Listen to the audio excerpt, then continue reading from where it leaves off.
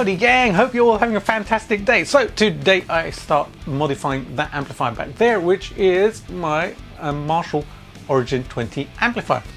Now if you've seen my previous videos about that amplifier, I think it's a cool amp, but I also don't think it's a cool amp. Go and check out the videos if you want to see my good, bad and ugly sides of this amplifier.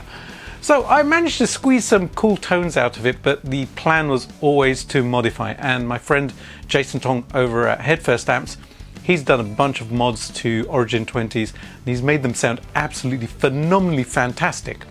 So today I am turning that into a Jake E Lee spec JCM800 JEL Friedman style amp. High gain, really cool tone.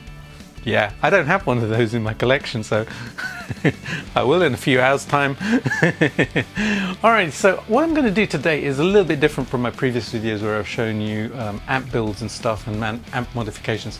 Today I'm going to show you the tools that I use, kind of the techniques I use and stuff like that. Now whenever you're working on any electrical equipment, safety first. Go and learn about working on electrical equipment because there are high voltages which live inside amplifiers. The first rule, make sure it is unplugged. Now, I know that sounds really obvious, but I've known people who have kind of like been working on an amp when it's plugged in, and bad things happen when stuff like that happens. Don't do it. Also, even once you unplug it, there are filter caps in there, very big capacitors, which hold charge, which actually hold up to about 400 volts worth of charge. Until they are discharged, or you've left it for a while and they have just slowly kind of discharged. So you've got to make sure that you know what you're doing when you're handling it. If you're unsure about anything, don't do it. Get an expert to do it for you. There's your safety warning. Alrighty, I'm going to show you the tools that I'm going to use first in a second, but hey, check it out. I'm in my second work area here. So I've got some guitars. Got some more guitars, got some tools, got my bench back there, and I'm going to show you all the tools that I have down there. The tools that I'm going to use for this modification, first of all I have my solder station. This is essential obviously when you're doing electronics work. So I have an adjustable solder station here. I do a lot of soldering work, so I need this.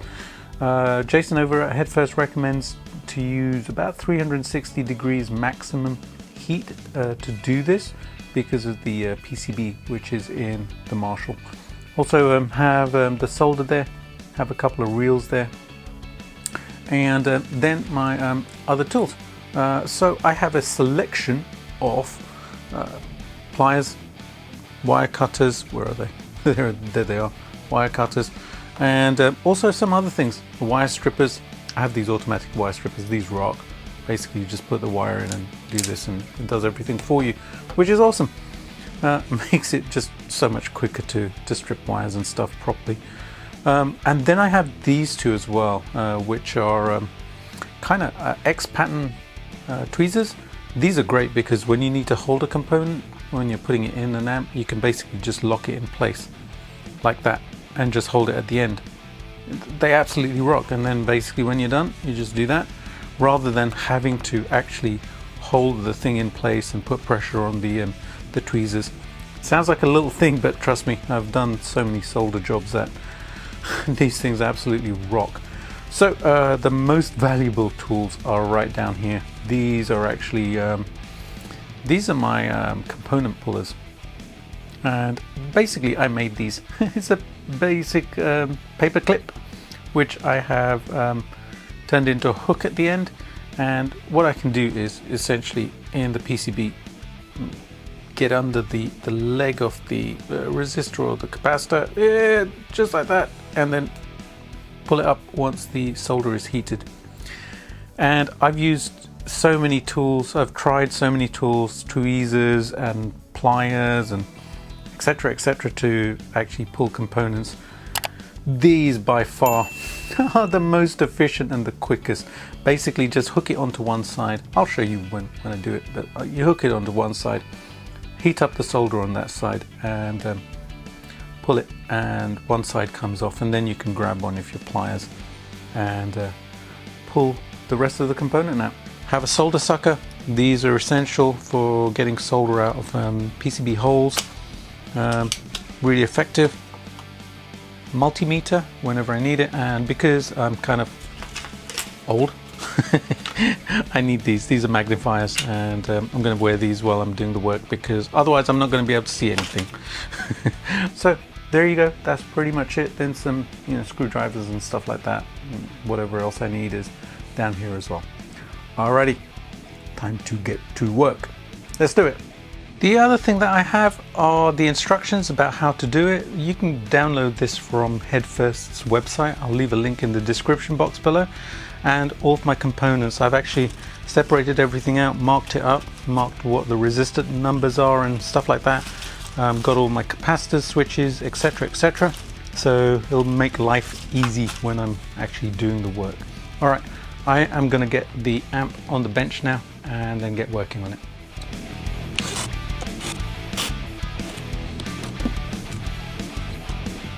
You can probably see that this is a little bit wobbly.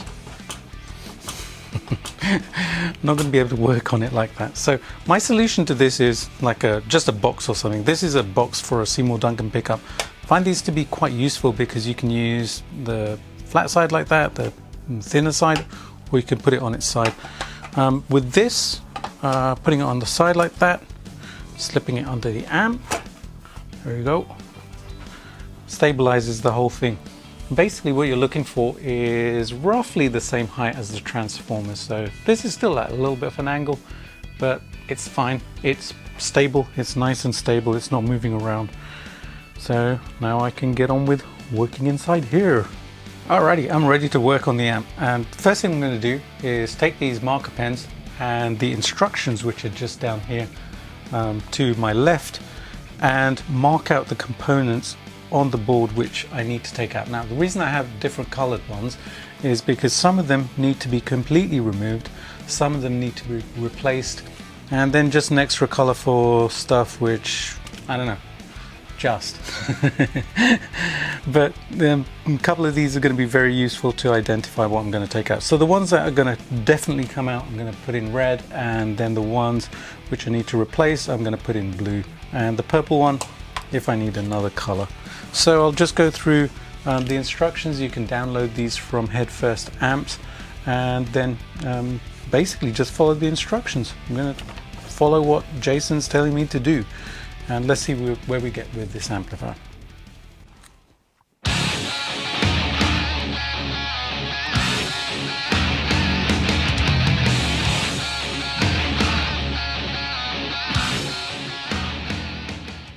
Okay, blue pen done. Now for the red pen. Red pen's going to mark out the components that are coming out and not going back in. So I'm just going to get in here and mark those out.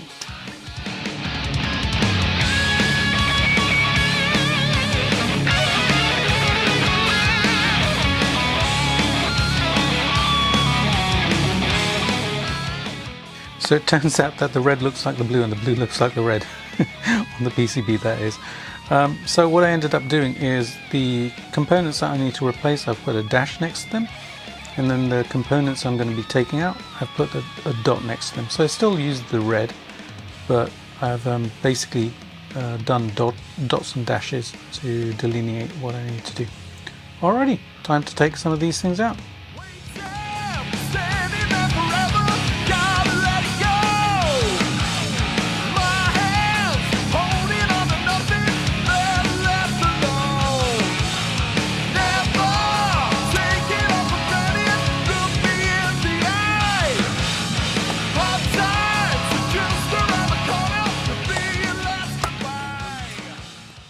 Now capacitors can be a little bit trickier to take out. Now you can take out the whole board, which is how Jason does the work, and then desolder these from the bottom. If you don't want to do that, then there is a method. You're going to ruin the capacitor, but they're relatively inexpensive, so you can always do that. And the method I sometimes use is just wiggling it back and forth. And what it does, there are a couple of contacts on the bottom which go right up into the capacitor, and it loosens them up, and eventually the capacitor will actually lift out. So just very gently do this, because you don't want to start to yank on the component and damage the board.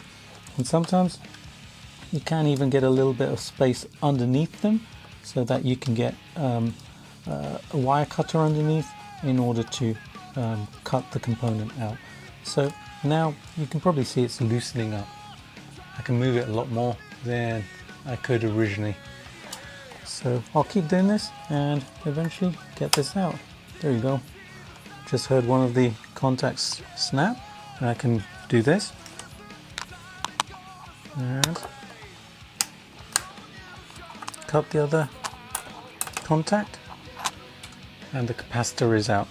Shame to lose this because it is a nice type 10 microfarad 450 volt capacitor, but if you don't want to take the board out, then that's the only real method to do it. Alrighty, that's the stuff out which doesn't need to go back in. Now I'm going to fire up the soldering iron and take out the resistors and capacitors which need to come out and need to be replaced.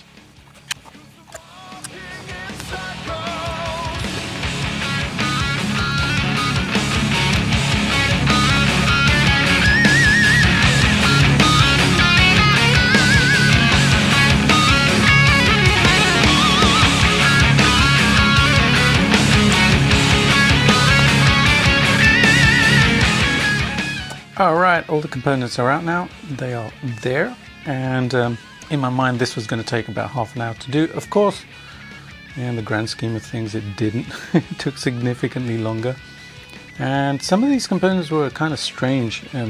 For instance here, this part of the resistor came out really easily. This one just refused to come out. It's kind of like it's tied to the other end or something like that underneath the board. So I've just left the wire there.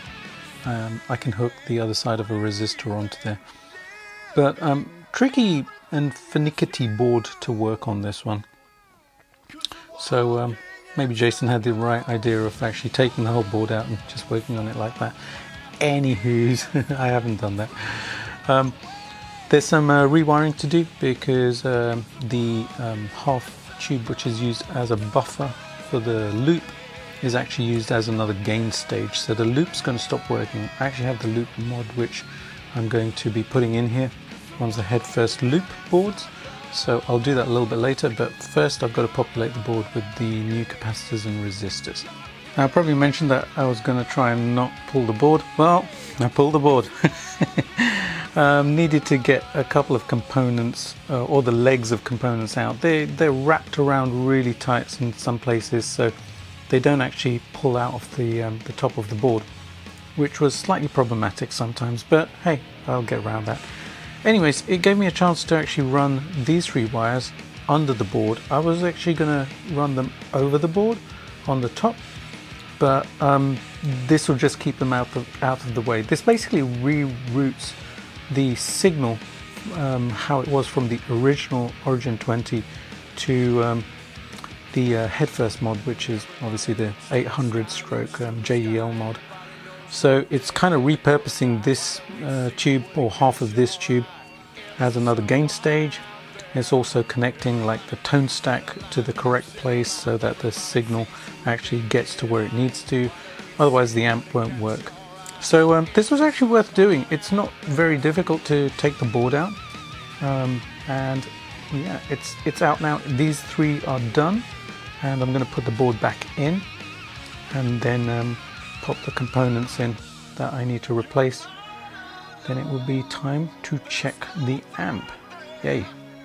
Now if you are going to pull the board, remember there are a couple of tube retainers on power tubes, and there are screws which are actually holding these tube sockets in place. So remember to remove these in order to get the whole board out. So make sure you remove these and then the board will pop out. What I'm going to do is put the board back in, but I'm not going to secure it down right now because it is actually easier to work on some of this while the board is out. Like I've actually installed a couple of components on this side of the board, which would have been more difficult because the board would be like this, and then getting my fingers in there, getting a soldering iron in there. Don't want to burn my fingers. Alrighty, I'm going to get on with installing the rest of the components.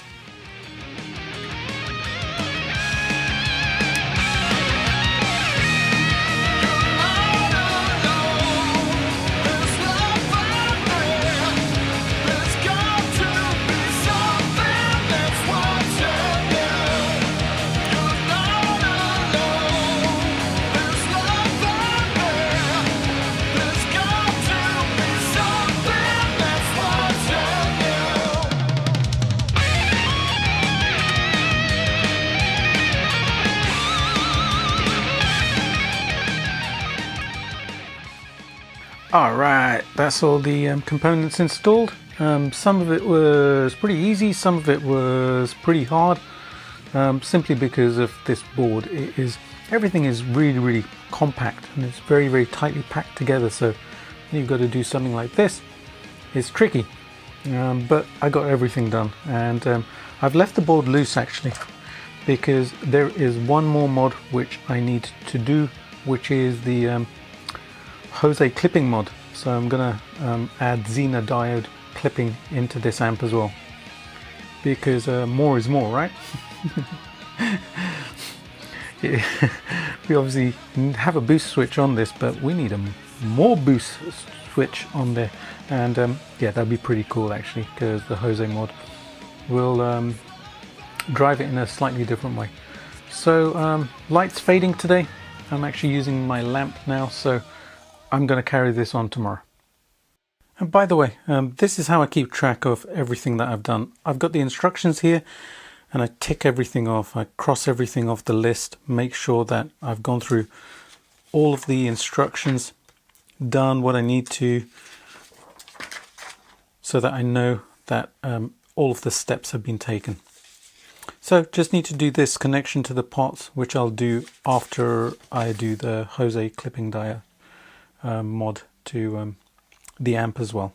I need to drill a hole in the chassis and add a switch on the front of the chassis as well. You can't see it right now because it's getting dark. Okie dokie. Okay, most of the work's done in the amp now. There's literally just one thing I have to do, which is reroute this wire from where it is to a couple of places. Two of these connectors go back into this connector here, and one of them actually goes off somewhere up here, which I will do. I'll basically take this out and split it as per the instructions, but I'm not going to do it yet because I need to put another wire underneath the board. Why do I need to do that? Well, next mod, which is the Headfirst Jose mod. This is a document which I've created. I've sent this over to Jason as well, so I think it might be available through Headfirst website. You'll be able to download it and check out how to do the Jose mod. Only a few components, some Xena diodes, a couple of resistors there, one capacitor and a switch. Already drilled a hole in the chassis so that I can install the switch as well in the chassis. So pretty quick, easy mod to make. Now what does this do? Well, the Jose mod, well the switch mod, essentially it's kind of like putting a boost pedal in front of your preamp.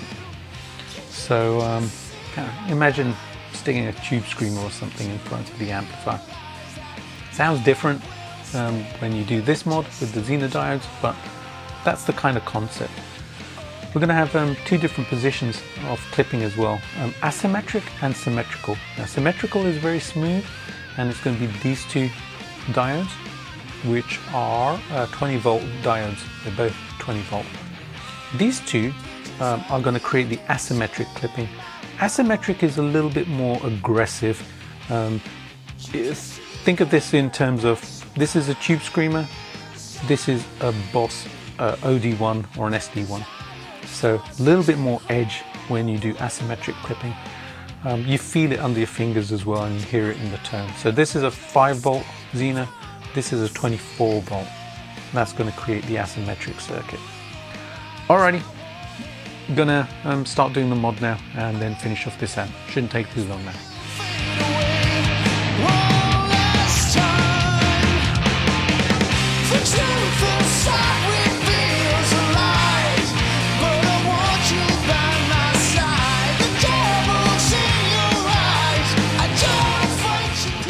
One of the really important aspects when you're setting up the Xena diodes is that they have to be facing each other. So you'll probably see that there are a couple of black lines on the diodes and they're facing each other on both of them. Now they can be either facing each other or facing away from each other. They can't be in the same direction. So if this black line was here and the black line here was on the other side here, then that wouldn't work. They need to be facing each other. So when you're setting up the diodes, make sure you do them that way. This is the asymmetric, this is the 24 on one side, 5 on the other, and this is the symmetrical 20 on both sides.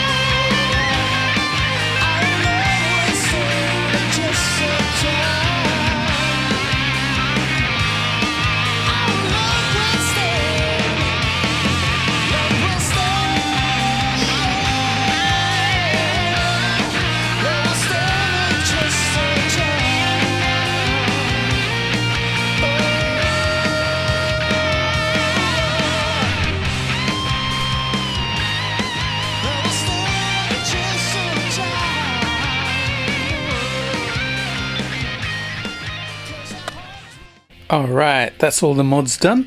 I've just attached the last wire, which was this one going off this header here. This header needs to be split and basically routed in 2 different places. And just plug this half in, cut this with a box cutter as you saw.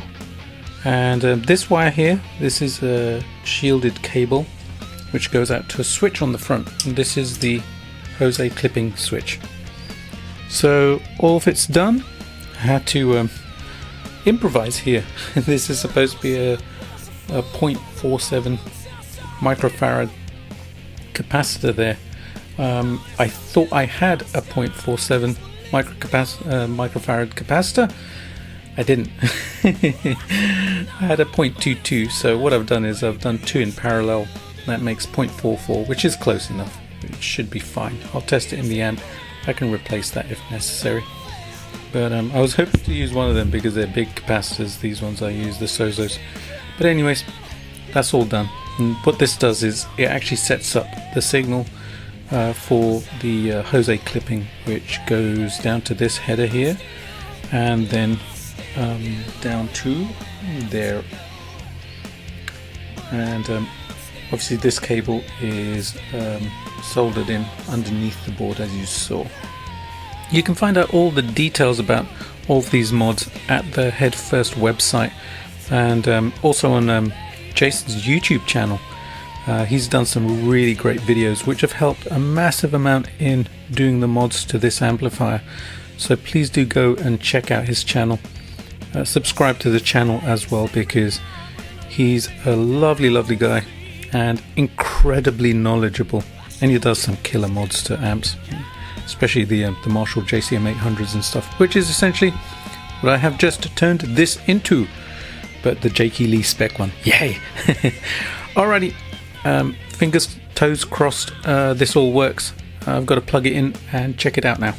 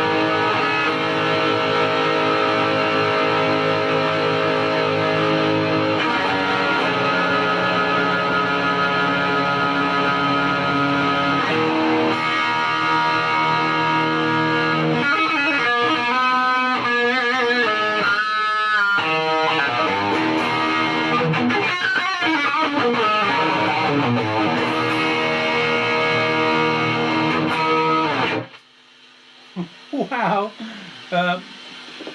that's transformed the amp. Seriously transformed it. Alright, this is the clipping.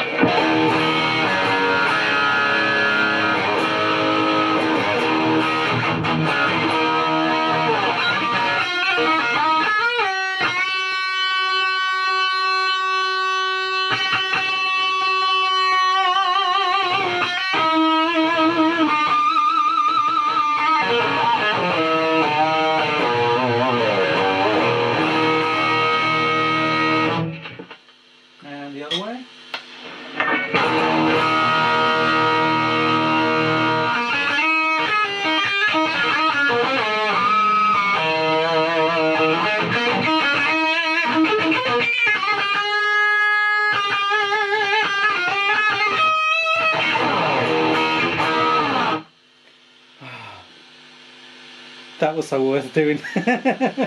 This sounds awesome now. All right, I need to get this back in the cabinet now. So I'm going to do that. All right, one final thing to do to the amp, which is install the logo. I had this Jake 20 logo 3D printed up, and it has these pins at the back, which are going to just hook into the cabinet. I'm going to drill a couple of holes into here. So I'm going to measure this up, mark it up, drill the holes, and then install this. And then for the time being, the amp is done. I'm going to do the loop off camera. I'll get that installed as well, so I can use the effects loop with this amp as well.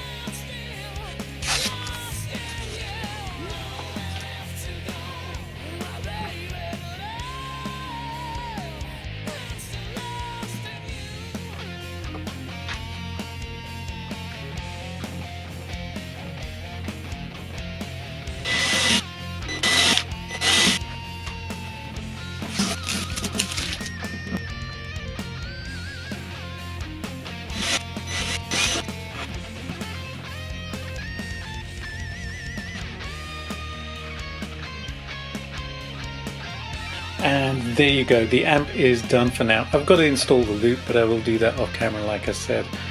But wow, this was so worth doing. Jason, you're a genius, dude. I love this amp now. You know, when I got this, well, if you've seen my previous videos, you know I was kind of like, man, it's kind of okay. But now, holy crap, it's wow. This sounds absolutely amazing. I am very much looking forward to getting this into the studio, which I'm going to do next, and doing a track with this because it sounds so ridiculously good. So I have called it the Jake 20 because it's based on that whole Jake E Lee, JCM800, Friedman JEL type of sound, and I've put a little sticker there saying Origin Jake 20. Yeah, it's no longer just the Origin 20. Well, not this one anyways. And there's the Jose switch. 2-position, symmetrical on one side, asymmetrical on the other, and in the middle position is off.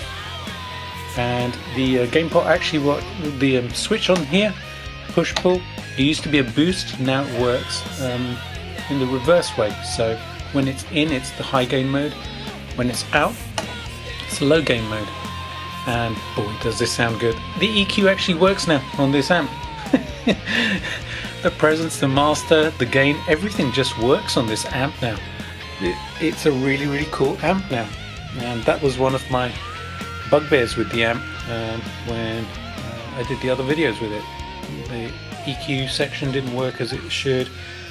Everything was a little bit kind of off.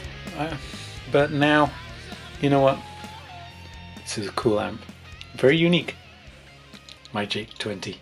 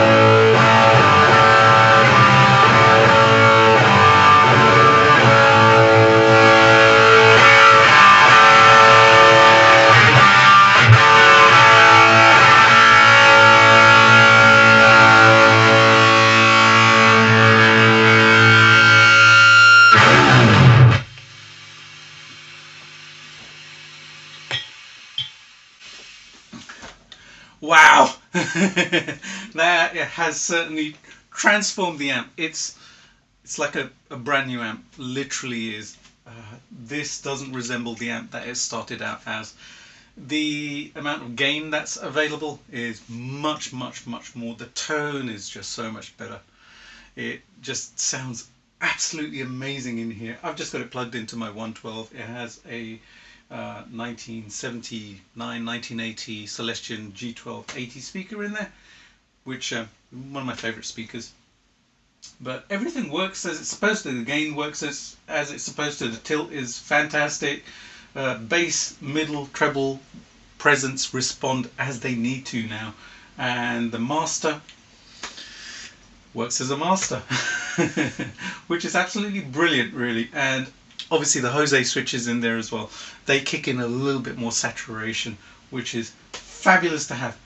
Absolutely adoring how this is sounding now. That was so worth doing. Alright, I'm going to take it into the studio now, and first I'm going to do a clip of the track which I did originally with the Origin 20 in its stock form, and then what I'm going to do is record something with this amp now, which just sounds absolutely phenomenal. Yay! Another amp in the studio. And it's a different tone as well, which is just totally awesome. Fabulous. Alright, up to the studio.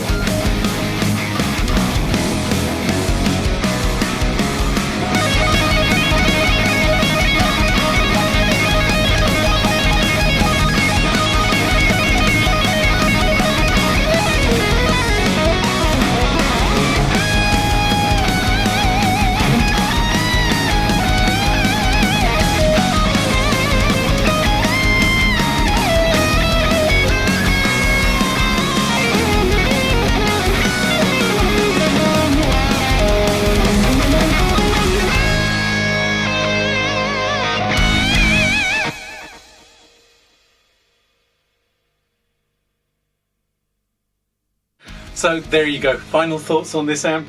Wow. Has so much gain, it is so usable, and that tone, it just cuts through. There is no EQ on that track which you just heard. Literally is guitar into amp. I actually used a tube screamer just for the first part where I was using the neck pickup and doing the sweeps and stuff, but apart from that I was basically using the clipping, the Jose clipping switch on here. It has so much beautiful smooth gain. Love the tone. So there you go, Jake 20 is done. It's added to my collection of amps. Alright guys and girls, have a fantastic day. If you would like to support the channel, then you can do so by heading over to my merch store or clicking the super thanks button, or you can join the YouTube membership where you can get some exclusive behind the scenes stuff, some more guitar lessons and stuff like that, or you can head over to Patreon as well. There are lots of behind the scenes things there, as well as me posting a backing track each month which you guys can download and use. So check them all out. Thanks so much guys and girls. I will see you really soon with another video. Have a great day. See you later. Bye.